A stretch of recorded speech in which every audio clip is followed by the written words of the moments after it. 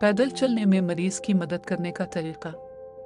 मरीज के पास आने से पहले अपने हाथ साबुन और पानी से अच्छी तरह धो लें।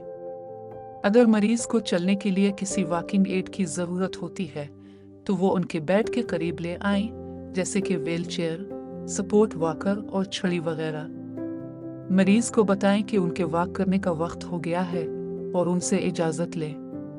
मरीज को बेड पर बैठने में मदद करें और कुछ देर इसी पोजीशन में रहने दें। मरीज की ज़रूरियात और तरजीहात को समझने के लिए उनके साथ वाज़ेह तौर पर बातचीत करें, ताकि आपको पता चले कि मरीज आरामदेह पोजीशन में है और अपनी नक्ल व हरकत पर काबू महसूस कर रहा है।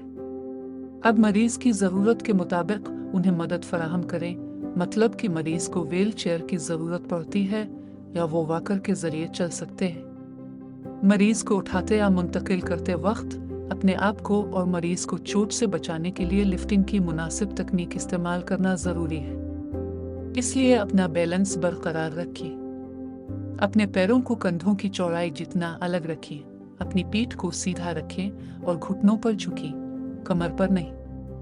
अब मरीज के सामने खड़े होकर अपने दोनों हाथ मरीज के बगलों के नीचे करके उन्हें खड़ा होने में मदद करें। जब मरीज खड़ा हो जाए तो उनसे पूछें कि इनका सांस तो नहीं फूल रहा। अगर हाँ तो थोड़ी देर के लिए इसी पोजीशन में रहें। अब अपना एक हाथ मरीज की पीठ पर रखें और दूसरे हाथ से इनका हाथ पकड़कर उन्हें आहिस्ता आहिस्ता चलने की तरगीब करें। अगर मरीज वॉकर की मदद से खुद चलने के काबिल है तो आप इनके करीब ही रहें और उन्हें हर स्टेप की वजाहत करें।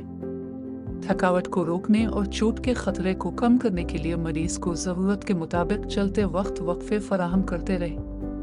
वॉक करने के दौरान मरीज से बातें करें और उनकी हौसला अफजाई करते रहें। याद रखें कि डॉक्टर ने मरीज को जो हिदायत दी है उसको स्ट्रिक्टली फॉलो करें और अपनी तरफ से मरीज को ज़्यादा ना चलाएं।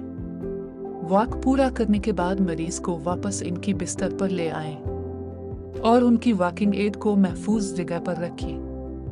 आखिर में अपने हाथ साबुन से अच्छी तरह धो लें। अपने सवालात और ख्यालात का इजहार कमेंट सेक्शन में करें और मज़ीद मालूमात के लिए हमारे चैनल को सब्सक्राइब करें।